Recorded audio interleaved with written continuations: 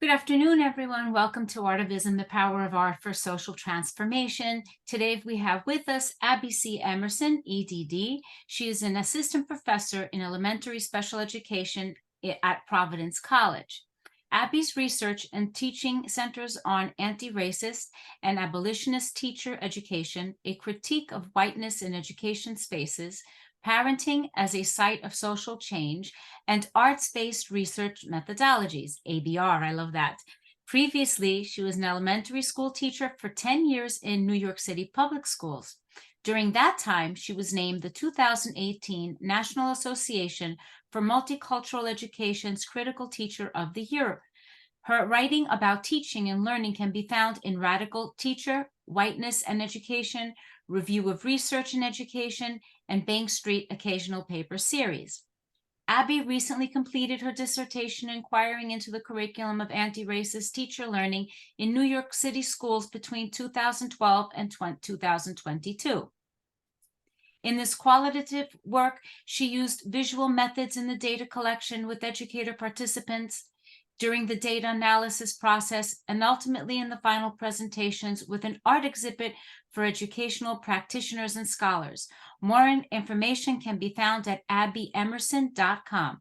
Welcome, Abby. We're so happy to have you here today. Thank you so much. It's so great to be here. Let's see. I think I will get started by sharing my screen and get that all situated, and then we should be good to go. And then if I hit slideshow. All right. I think we're in business here. All right. Wonderful. Yes, thank you so much for having me today. So as you know, was mentioned, I'm up at Providence College now, but I just graduated from Teachers College at Columbia just a cool 6 months ago, so not very long at all. And so thank you so much to ARTIVISM and all of you all for having me here today. So I'm going to share a little bit.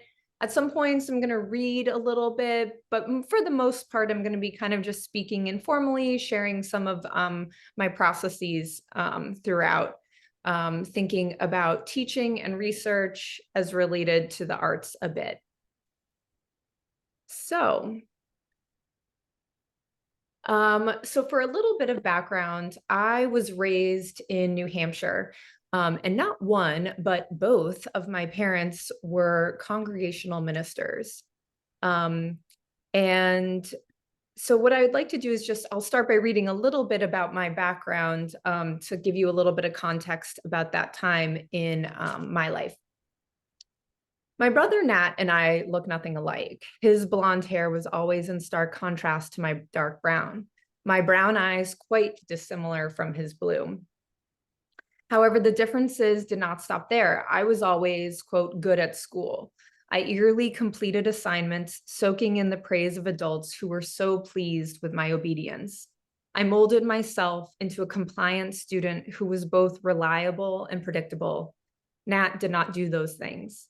He only completed the most compelling assignments, unwavered by the expectations in school that one must complete things by this date at this time. He was always bursting with creativity. Assignments that did not honor that aspect of him were in turn not honored by Nat, which led to stressful schooling experiences for him and our family. Shalby writes about students like Nat who push up against the restrictive boundaries of school.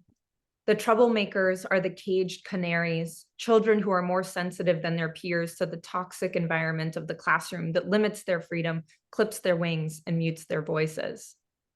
Like the canaries who signaled when carbon monoxide threatened coal mines, Nat was signaling an issue when he rebelled against the rigid academic and behavioral expectations of school. Schools are not built for people who think, act, and create like Nat. The system reminded him of this constantly. Between his frustrations with school and my parents' frustrations with him for not molding himself tighter into school's expectations, I worked harder to overcompensate. I was the good student, and I became laser focused on AP courses, competing as an international fencer, and attending a top-tier college. As I disciplined myself into accepted ways of showing up in school, I was seen as, quote, smart. However, Leonardo and Broderick suggest that smartness, and I hope you see my quotes here, is an ideological system tied to whiteness, which are both used to solidify a normative student who does not actually exist in reality. The technology of schooling, normativity, whiteness, and I became entangled in a process whereby we reified each other. The construction of my identity as good and smart was not only oppressive to students like my brother, who did not assimilate to the meritocracy of schools, but also to me. While the system of school appeared to benefit me, Broderick and Leonardo in 2016 write that that material advantage comes at a cost, which is complicity with deeply inequitable structures that reify one's privilege and one's very identity.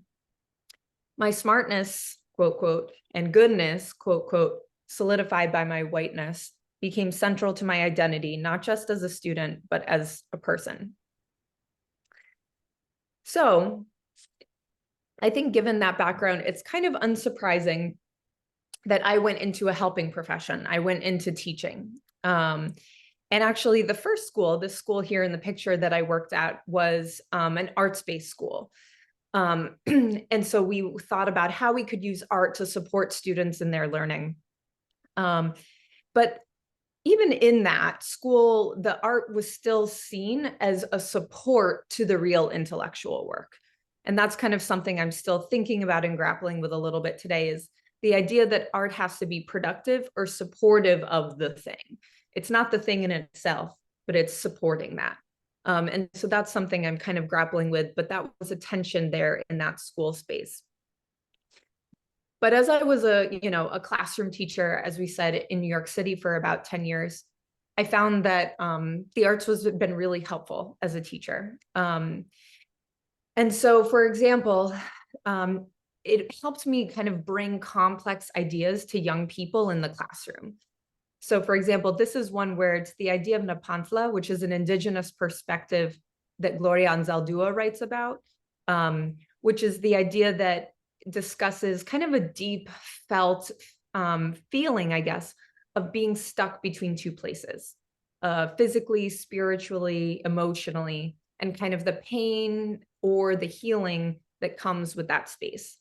And so I learned about Nepantla in grad school, and I thought it could be a really kind of helpful tool for my students to engage with and get them thinking about it.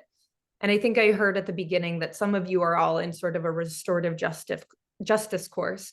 And so this class, or this sort of exercise I did, was embedded within kind of the restorative justice circles time that I had regularly in my classroom. And so while sometimes in restorative justice, we're responding to harm, but this was sort of building community so that we can try to mitigate and minimize harm from happening in our school space. And so I invited students to kind of think about, like, okay, where are you experiencing and feeling Nepantla in your own life? And it created not just a space for us to think about these complex ideas, but also as a way for them to share and heal and be kind of vulnerable with each other. So we have the one on the left where the student is kind of, he was grappling with this idea about having an incarcerated father and the complex feelings he had about him and his incarceration. There was a girl who was struggling with this idea of, oh, this sense of familial duty of I should go visit my grandparents in our home country and whatnot. But at the same time, she wanted to explore the world. And she knew finances were limited and that, going on other vacations wasn't going to happen very much. And then there was a student kind of, going through the preteen angst, I guess we can say, of like, do I show the class and everyone the fake me or the real me, and kind of what he was grappling with there. And these were fifth graders. So they were 10 years old and kind of expressing these sorts of struggles. And so by creating a space for us to talk about Nepantla and to talk about it and not even actually talk about, but express it artistically, they were able to kind of really release some of the struggles that they hadn't really shared with each other. And once they were sharing them, they started to have a lot more empathy for each other within the classroom. And so even more recently in the teaching I do now with college students, I try to really centralize multimodal work as well. And so right now I'm working with college students who are kind and caring and very committed to working with children as future teachers. But they also, like me, are quite molded into kind of the narrow vision of what a quote, quote, good student looks like. And so asking them to write a paper is comfortable. That's in their comfort zone. They know what the expectations are. I'm good to go with that. But encouraging them and encouraging / requiring them to create a multimodal work that could be to varying degrees arts-based or not, is pushing them in their comfort zone.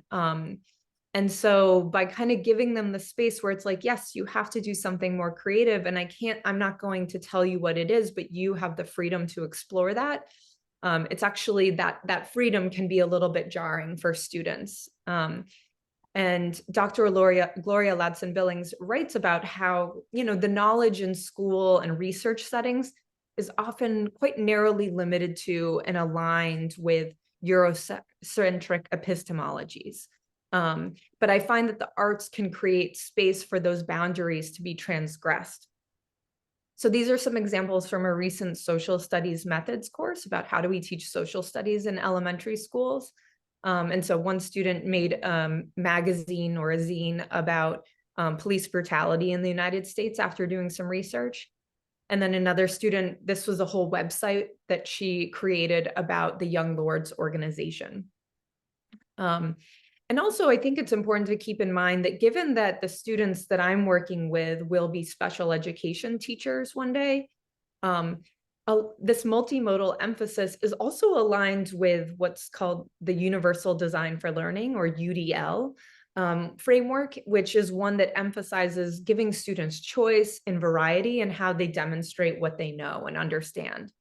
And kind of so guiding my students to venture into arts, visual, and auditory work helps, yes, to extend beyond the dominant whiteness in our education system, but it's also aligned with basic good pedagogical practice that's documented in the research. So it's fulfilling kind of quite a few goals that I have as an educator. So now I kind of also wanted to turn to research a bit. And so after I taught in the classroom, as we said, for some time, I went back to graduate school because I had some nagging questions that I wanted to kind of investigate and learn more about. And so before I go into the arts-based work and kind of take you through that process that I engage with, I'm going to do a slide or two on just like what the project is, so you have a little bit of context of what where this work was taking place. And so, like many dissertation inquiries, I came into because I had these questions that I had a personal connection to. And so as a classroom teacher, I attended, and I even led a little bit of professional development about race, racial justice, and anti-racism. And for me, I had a great experience. I really enjoyed those professional learning experiences. I learned a lot, and I felt like for me, they had an impact. But that isn't the case for a lot of people for many reasons, right? Because for some people, that sort of type of learning is too mainstream, and it's not nearly as radical enough as it should be, right? But for some people, some educators, it's too radical. And the thought of like talking about race with your colleagues at work is also a little bit kind of daunting for some people as well. So I was really kind of quite interested and curious in those different reactions that people have.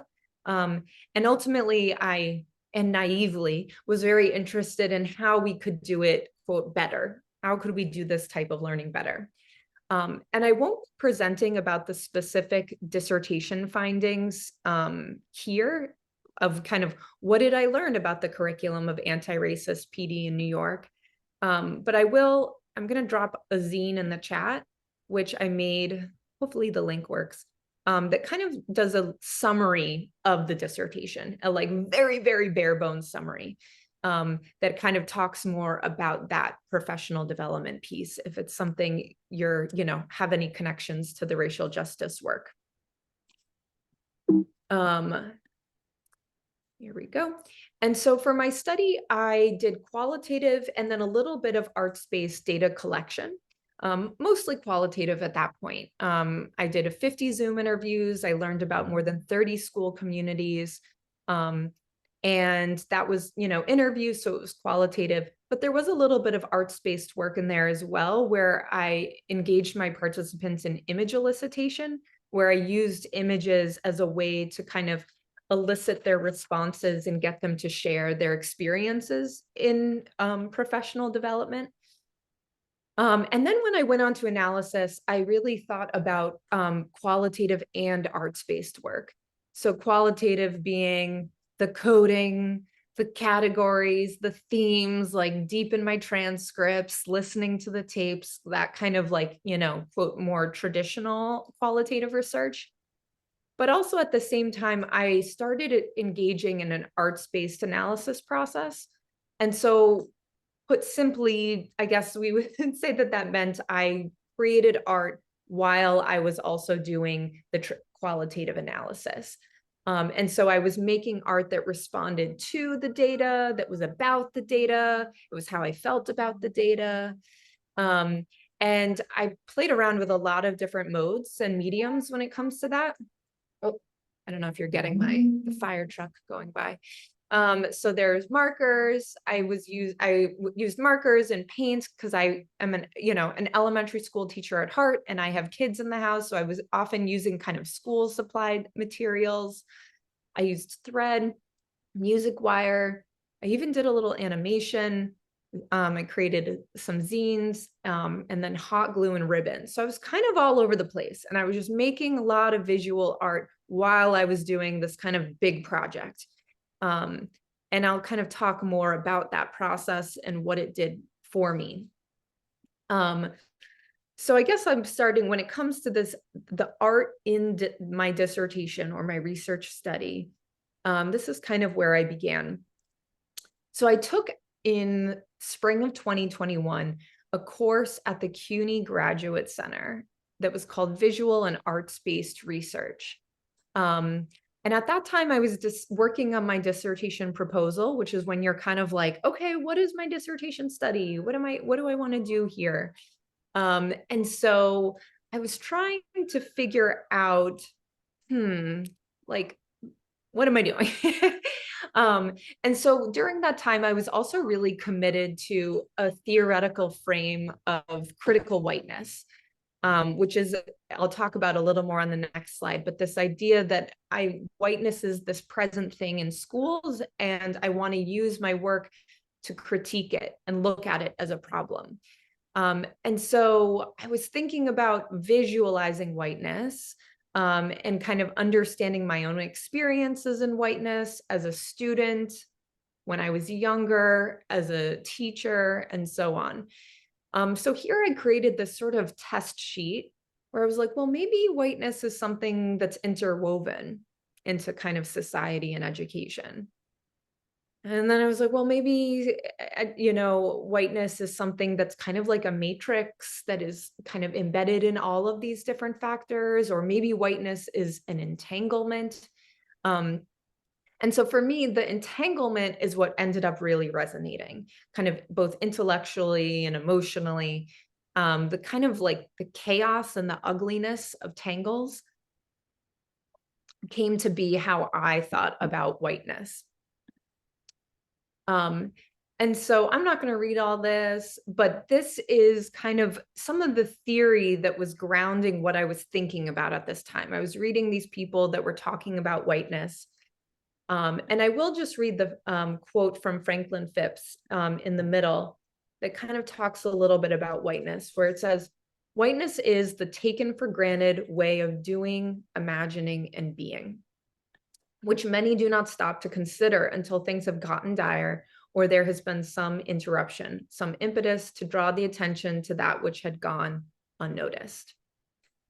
And so again, it's sometimes something we're not often seeing or acknowledging, but then sometimes there is something that draws our attention to it. And so I wanted to kind of see how I could show what I was understanding from reading these, theoretical and empirical articles and be like, what does this mean? And the other piece that I was kind of inspired by is I was struggling a little bit with, if whiteness is something I see as kind of a problem within school settings, that whiteness is so dominant and it doesn't make room for other ways of thinking and being, specifically from communities of color, then why would I want to study this thing that I don't think is a great thing? Why would I study something that's not beneficial? But I think I was compelled by what Audre Lorde talks about in this poem, where she says, even when they are dangerous, examine the heart of those machines you hate before you discard them.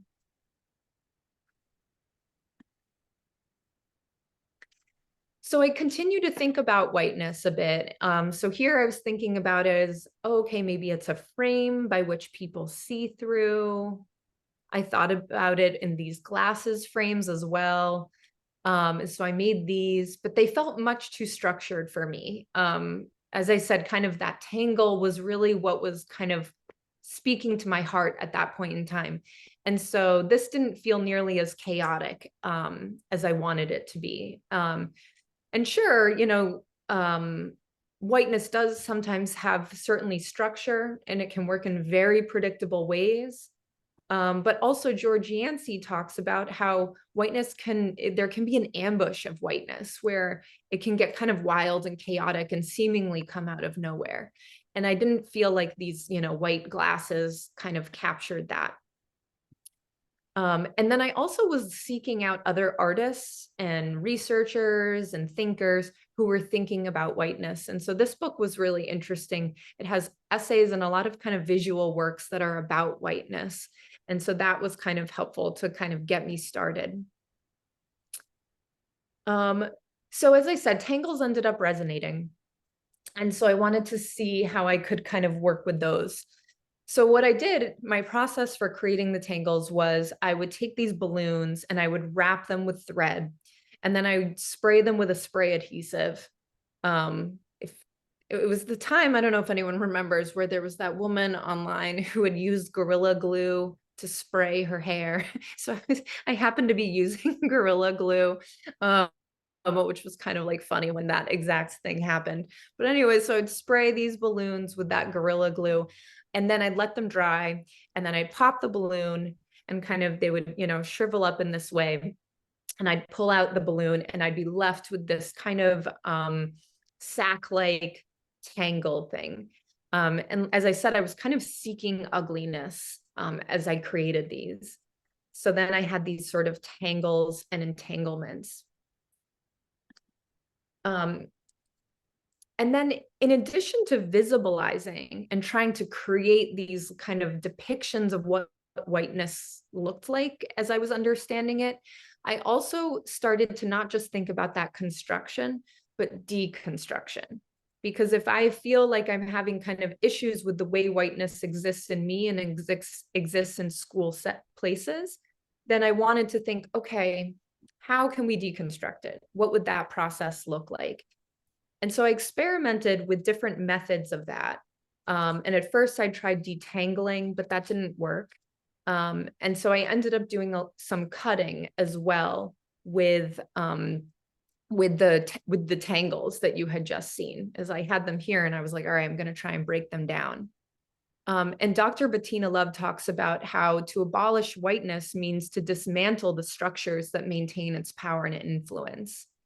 And so this deconstruction process led me to kind of contemplate a world where whiteness would or could be abolished. And actually, I found that in these threads, I was not able to find or imagine any sort of world after whiteness. And so I ended up turning towards and looking at Afrofuturist and speculative art as well. And I found those places to be really generative in that kind of post-whiteness imagining of this new world. And same thing if you think about abolitionist work or restorative justice work, if we're kind of creating this new space then we have to look to much more diverse forms of knowledge and understandings as well. And then I also played around with different sized balloons. As you can see here, I kind of went into some larger ones as well. And then I did a lot of the work with making the tangles with thread, but I also played with different materials too. Hot glue and ribbon. I'll just let this play for a moment and we can have an ASMR second.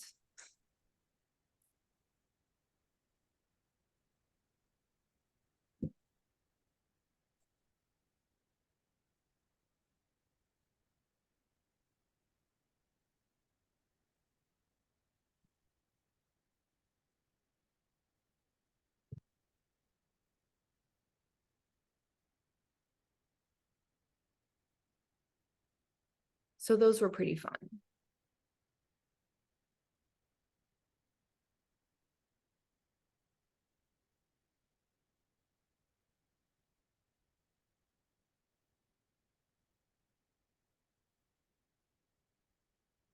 So that was the initial work at the start of my dissertation, when I was starting to engage in an arts-based process while I was trying to also make sense and understand of the work I was trying to do and the questions I had. And from there, my work then kind of spiraled, I don't know, out of control, deepened, you tell me. It went in a lot of different directions. And that abolitionist Mariama Kaba talks about this idea of a million different experiments. And she suggests and thinks that when we work towards abolition and restorative justice and anti-racism and all of these sort of efforts, that we need to get much more creative and much more free about the work. She said that sometimes we get a little overly, not overly, but perhaps we get a little too worried about stepping on toes, about harming people, about all of those things. And we have to accept that that's always going to happen. Harm is always going to happen. We're always going to step on people's toes. But actually, we do need to kind of like keep pushing and keep being creative in these efforts. And then we can repair the harm and keep working with that as we go. So I embraced that idea of a million different experiments. And I kind of went around in a lot of different directions. And in that CUNY graduate course that I took, the professor I had, Dr. Gene Fellner, he also really encouraged us and me in this class to not be too precious about the work. And so that gave me a lot of license, I felt like, to really just play around. And so, you know, as we can see here, I did not necessarily, not at all, have any formal art training. But I kind of had an attitude as I was going around into the project that I was just going to try things out. And I was going to try different genres. I was going to try different modes. I was going to try different topics and kind of see where I could go with that. And so some of them were directly related to my topic, and then some were a little bit more tangential.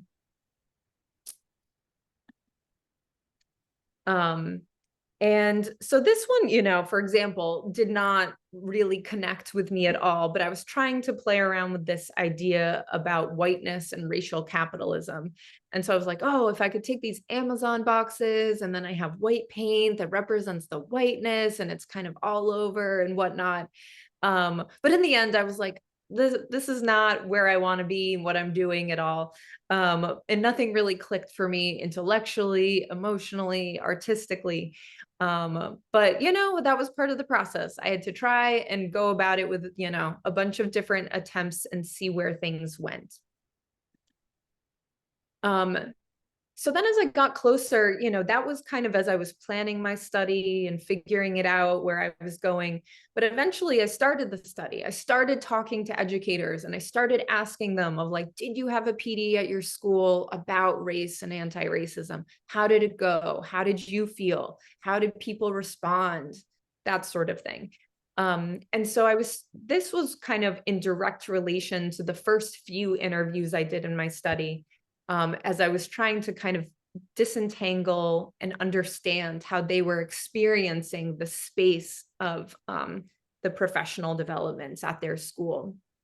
And so, yeah, so I ended up kind of getting closer and figuring out kind of where I was going, and playing around still, but getting a little bit more decisive. I also, when I was doing my interviews, played around, and I was starting to understand this theme of disequilibrium in schools. And that if you're going to have kind of shake things up with and introduce teachers or educators to restorative justice or anti-racism or all of these kind of facets, that in order for the school to actually take them up and implement them, then the school has to go through a phase of disequilibrium. You can't just kind of have one training and then it's like, great, now we do the training.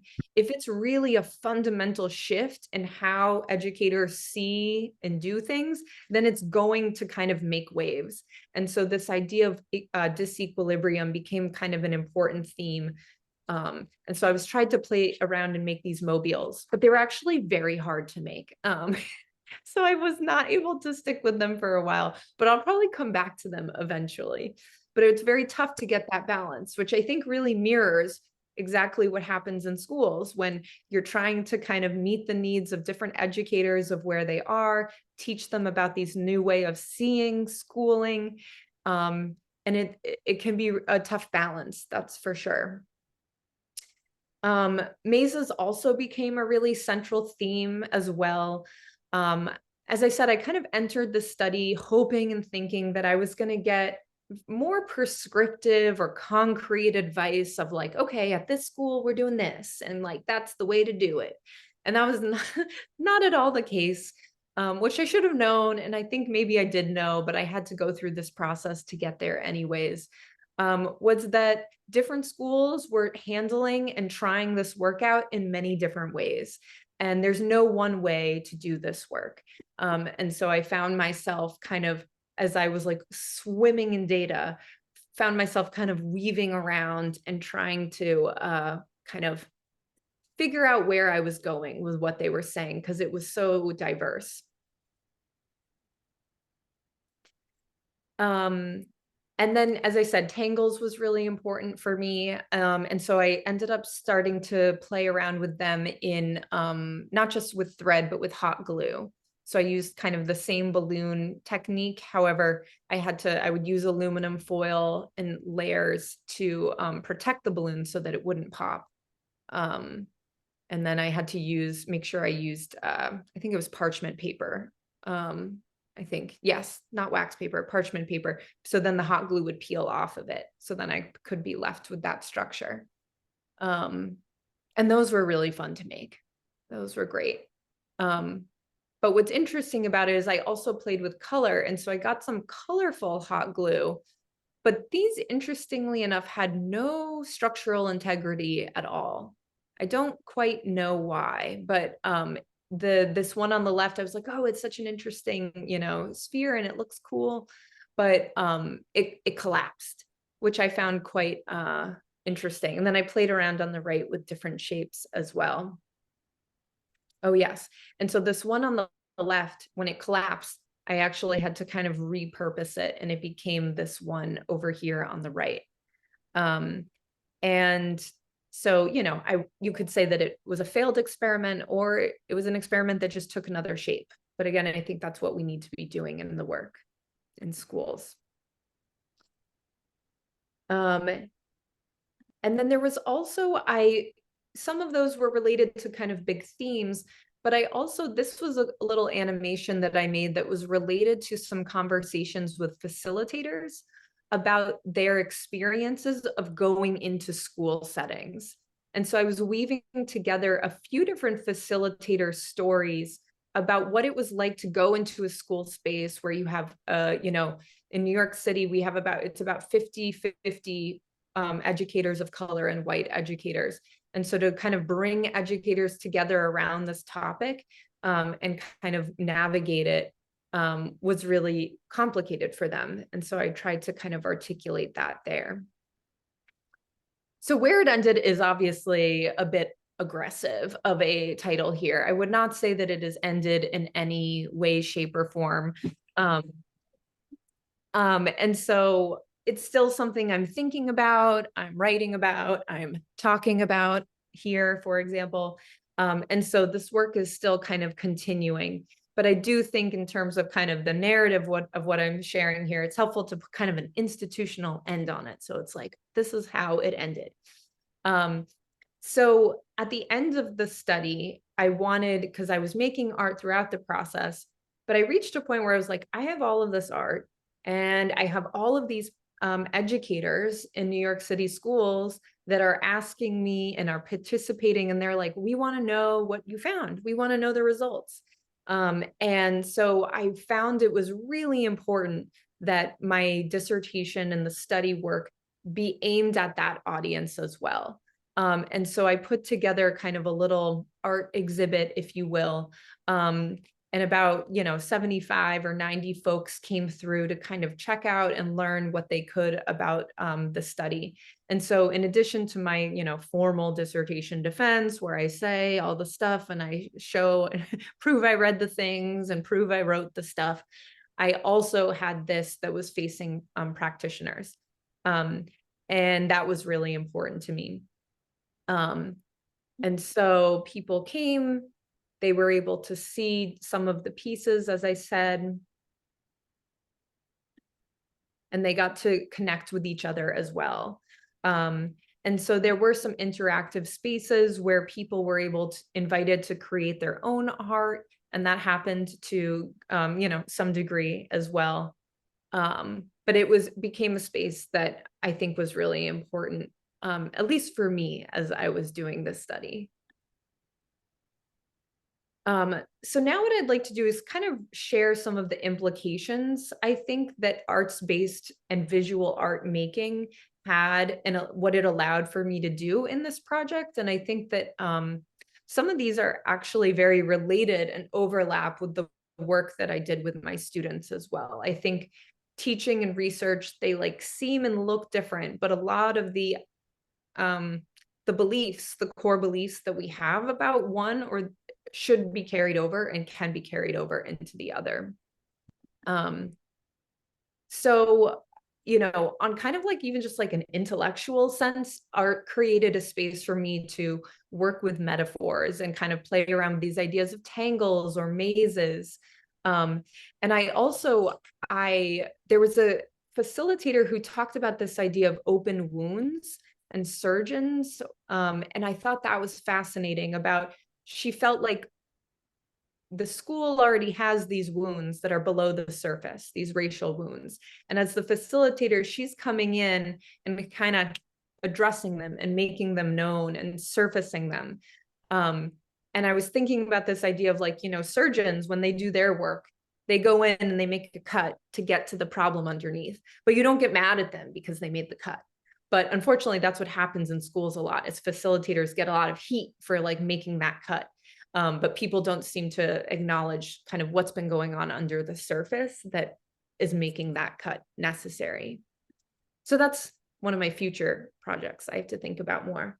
I think art also created a space for me to play around and take risks. And it was through Kuntz and Goya talk about how through playful excess, the work of inquiry intervenes in normative processes of knowing and being. I was able to explore and kind of and jump into some different ways of thinking than I had been previously.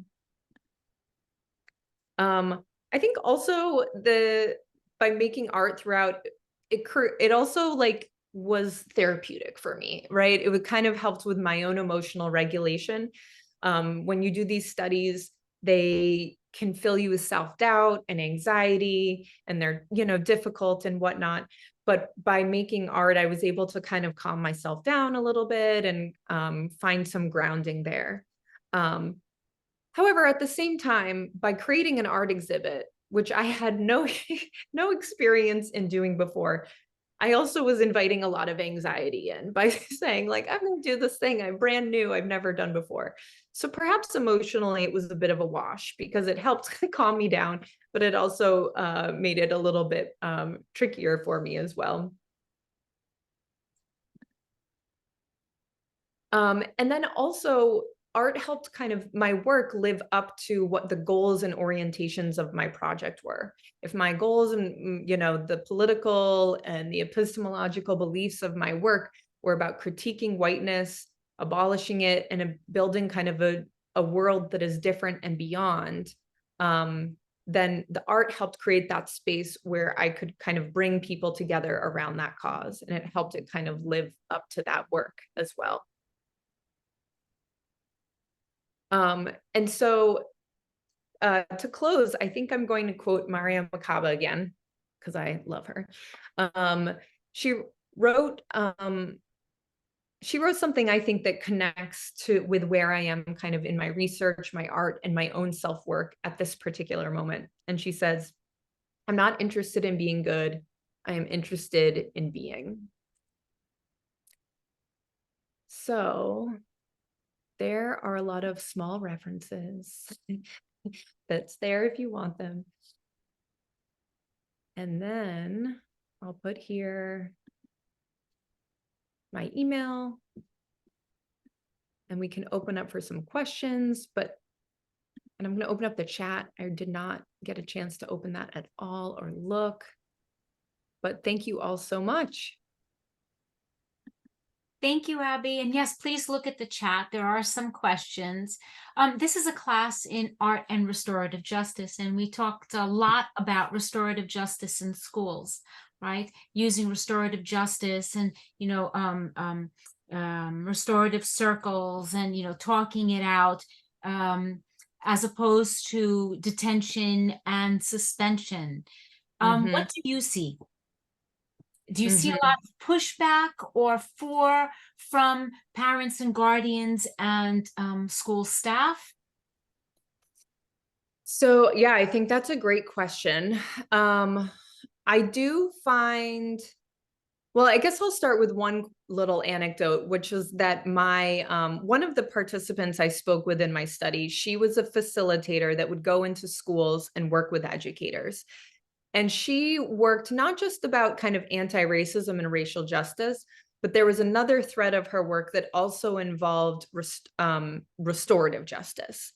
So how do we kind of, like we said, approach discipline and behavior and community and all of that in a different way that is less punitive for students.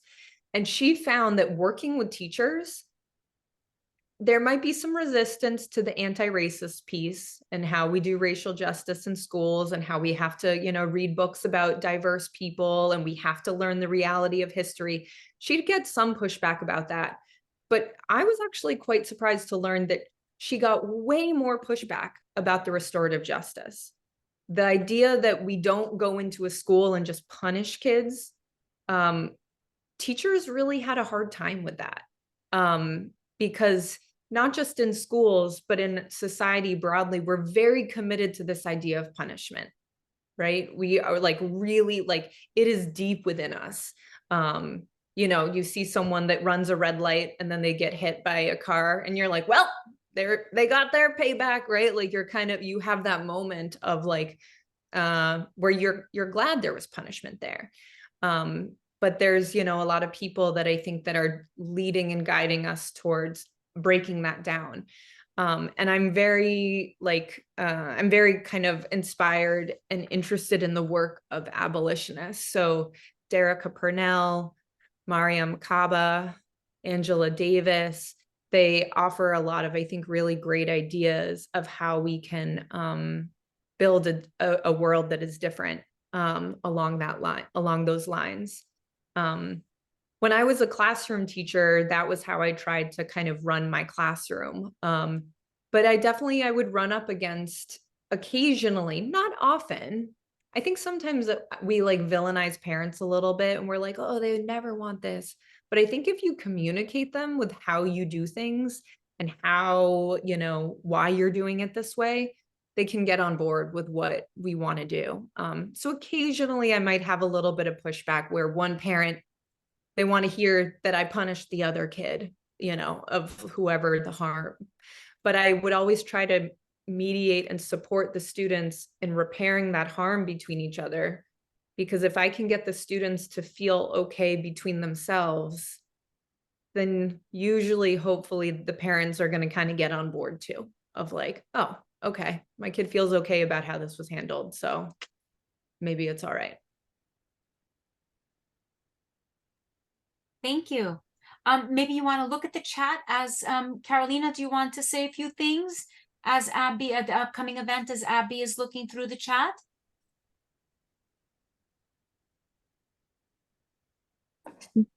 Oh, yes, of course. And thank you for the marvelous presentation and also for all the excellent comments and questions that you will check on the chat now. Let me, give me just 1 second here.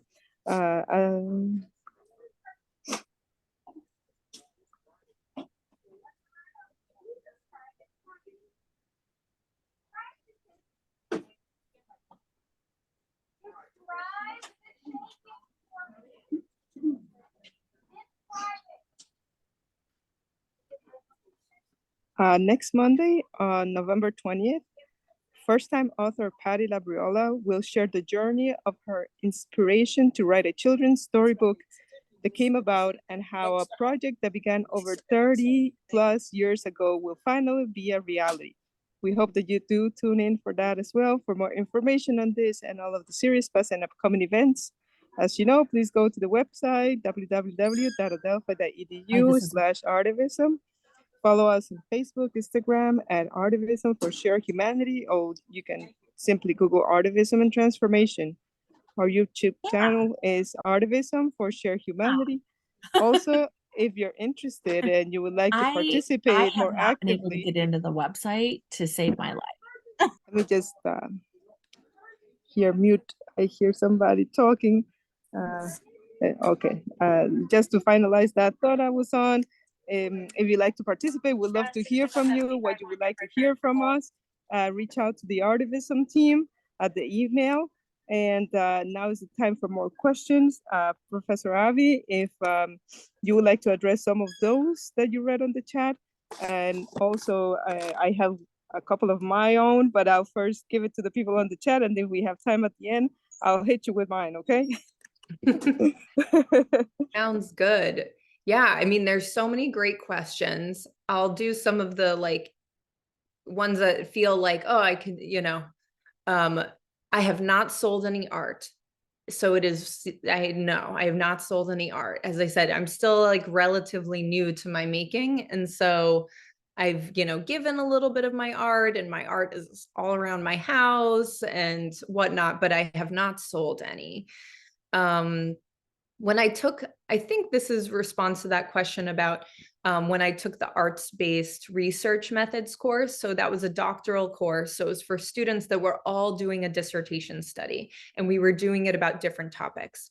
There was someone who was doing it about kind of gentrification, and they were exploring that through photography.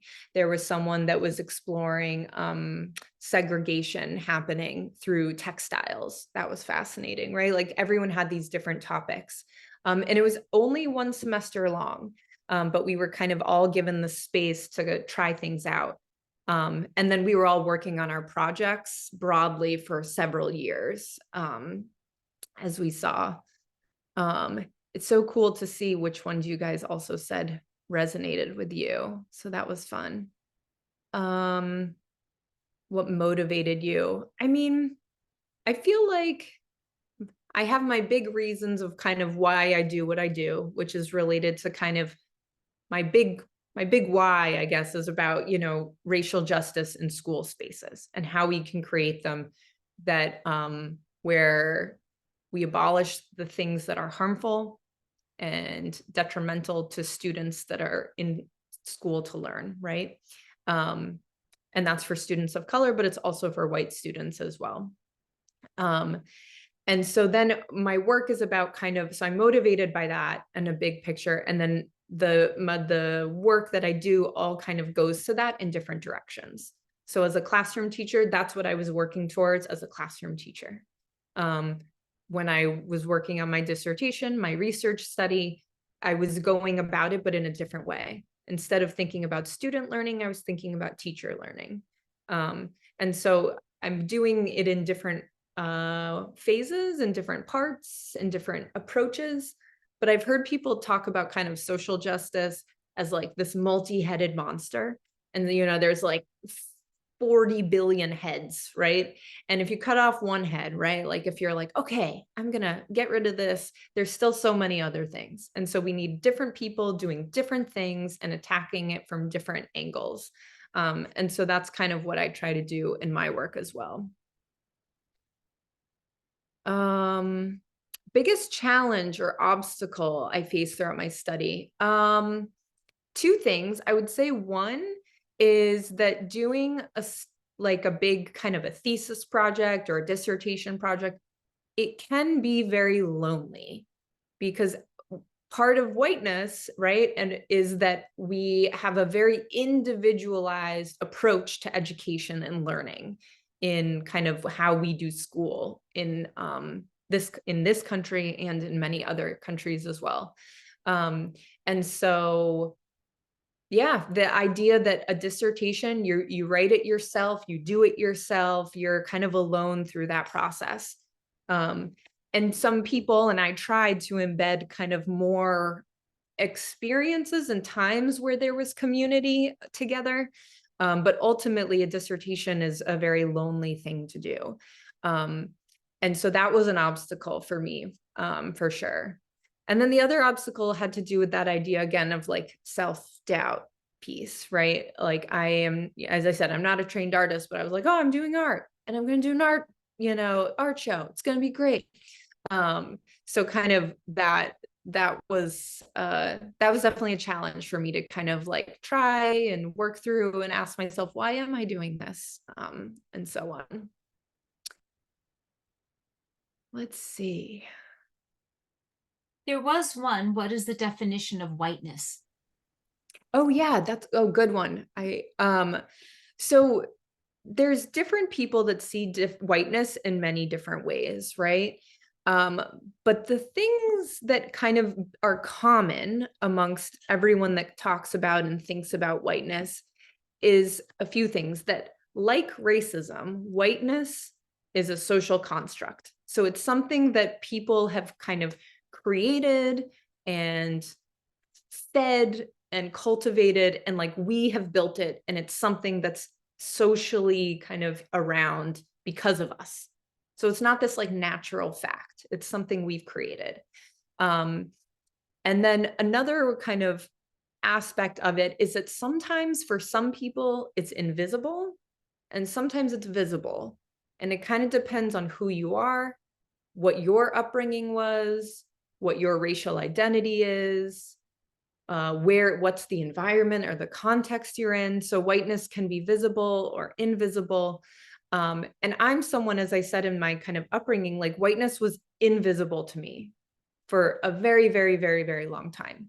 And even now as a white person, it still is invisible to me sometimes. Like I sometimes am in or enacting whiteness in ways I sometimes don't even see and acknowledge. But I've also worked to try and understand it and learn about it. And so I have come to start to see it a bit as well. And so again, the last thing that you have to know kind of about whiteness is that it is a social construct that upholds the ideas and beliefs of white history and identities on a higher pedestal than those of people of color. It's kind of the idea that like the way that white people do stuff is the best way. And a lot of times, and I don't agree with that, right? But a lot of times for most people, it's very internalized. We don't even realize we are holding on to this idea about it. But it's very kind of dominant in how we do things. When you go into a museum and you see mostly white artwork, right? Or artwork made by white people, right? Or you go into, a certain space like a children's bookstore, and most of the characters are white characters in most of the books, right? I think it's like only 20% are people of color. So those are examples of how whiteness is around us all the time, and we just don't really see it sometimes. Some people see it much more. Usually people of color see it much more.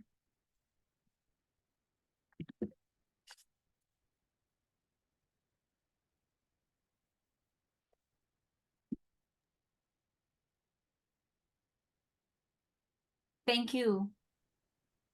And yeah, the comments are all very interesting. Thought-provoking. I would like to see what is the artwork behind you. Oh yeah, this is cool. This is not my work, but it's this artist in Philly called her name, she goes by the artist name of Godmother. She's on Instagram and she makes these super cool quilts. And this one says, some say the world will end in flames, but I'm not so sure. I've got a feeling tonight's going to be a good night. I'll put her here. Oh, that's wonderful. Yeah, it's great. Yeah. And now that we still have a couple of minutes, rather, my kind of like comment / question would be, if let's say, if it was for you, if you had all the policy on your favor, what would be kind of your ideal model to pursue what you have learned thus far in a school setting? So can I say back? So what would be my ideal model of what I would for pursuing? Yes, like say, for example, in regards to what we discussed earlier, dealing with the parents, with the students, with the administration, with government systems that are in place, right? All these kind of oppressive systems that you have studied. And with all that you have learned thus far, if you had like a magic wand, what would be kind of ideally a system that could be implemented tomorrow in a school setting that will kind of break these barriers? You know what I mean? My gosh. Yeah. Wow. I got to think back to my findings chapter, my dissertation. I mean,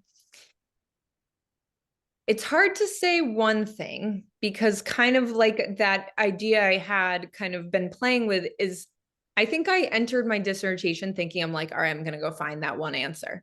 You know, I thought, I thought that, and it's so entangled, right? There's so many things that are issues, that make it impossible. So like, one issue is that we need to have a more diverse teaching force, right? It's 80% white teachers right now. And if that is what we just like keep having, then like, period, we are not going to be able to achieve what we want to achieve, right? Like, we have to build up, grow your own programs or grassroots programs that will build, and not just get them into the teaching force, educators of color, but help support them to get into the teaching force. But then like, we have to create schools that they would want to stay and work in, right? If you're going into a school setting and the teaching, the workplace is one that is grounded in whiteness and people don't realize it, then that is not kind of a safe and nurturing space for educators of color to sustain and have a long career. So, we need to diversify the workforce, but then we also, there's so many other things. We need to, if we're going to be doing teacher learning support about racial justice, then we also need to be, as you guys mentioned, doing that with the parents as well.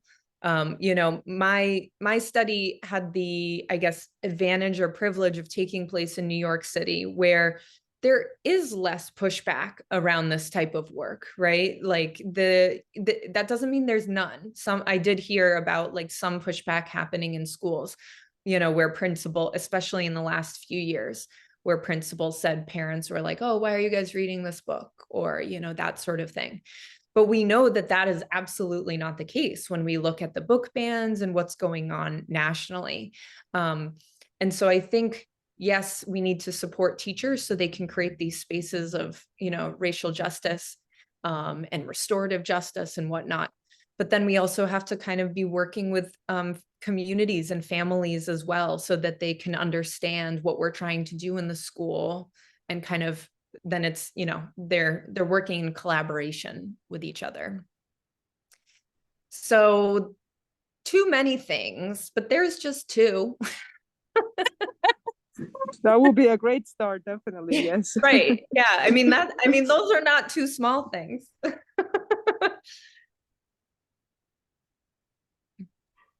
Any other comments, questions?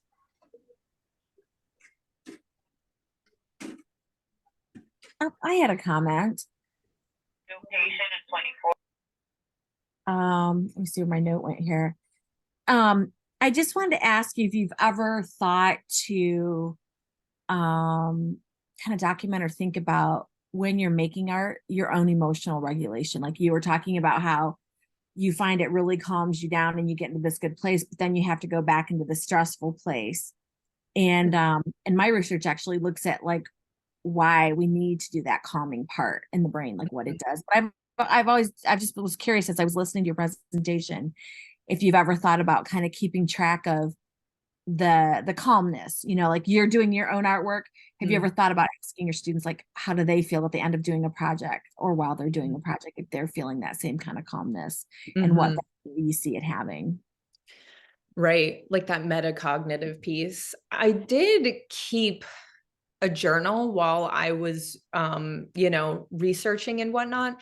But now you kind of frame it the way you did, I feel like, so I would, engage in my making practice and whatnot, and then I'd go write. But now that I think about it, I think I only wrote about like the ideas, right? Like I wrote about like the intellectual, like, oh, this is what I was thinking about. And like, this is what, but I don't think I actually documented anything about my own emotional process, which is telling. Yes. It can be like such a story in itself, right? No, for sure. And I do think that's, one piece that I didn't even mention is that originally I engaged in this project trying to do an emotional analysis of kind of educators' experiences. And so I was asking them a lot about how they felt in the PD and this and that. But that piece actually faded away a little bit because I found I needed to focus on relationships and institutional emphases as well. But the emotions piece is one I want to come back to. And I feel like now that it's like kind of the intensity of doing the project, I'm now in that place where I'm able to be like, okay, how do I feel now? And like, because it feels like it's so push for a while. Right. But I think that's something I do need to do is like pause more. Yeah, and just write down, like maybe take 10 minutes and write a reflection of like the emotional content. Yeah. And how you feel and how's your brain feel. And, there's my challenge to you. I love it. No, it's a needed challenge. So thank you. You're welcome. That was a great presentation. Thanks. Thank you for this presentation. Before we close here in ARTIVISM, we have the tradition of closing with a key takeaway for action. So here's the question for you. What would be your key takeaway for action for the audience that is watching your presentation?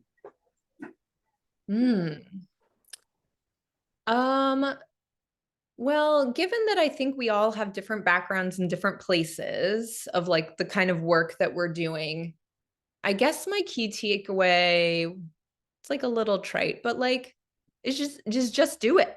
Like, just go do that thing. Like whatever the thing is that you're like nervous about or unsure about, or don't think you're qualified enough for, is to just go try, to just go do it. And like Haba says, we need to do a million different experiments. And so you got to go experiment a little bit.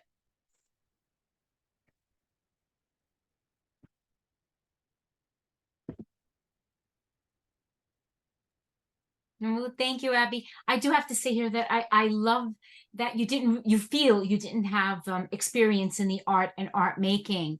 But by doing so, you realize the benefits of, right? Which is then something you can give others and encourage others to do. It's like, look, I'd never considered myself an artist or somebody that, had that experience in art making, or, I many times may say, I don't think I can draw. I don't know how to draw. But once you sit down and you do it, the benefits of the process of creating are so great. Thank you for this really inspiring presentation. Carolina, would you like to close?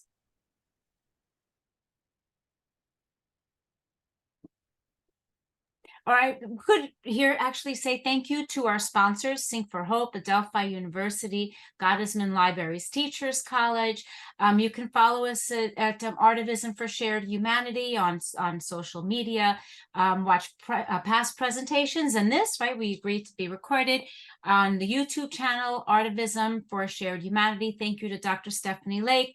Thank you to Carolina Cambronero Varela. Thank you, everyone. We hope to see you next week. Have a good evening. Bye. Bye-bye. Thank you all for being here.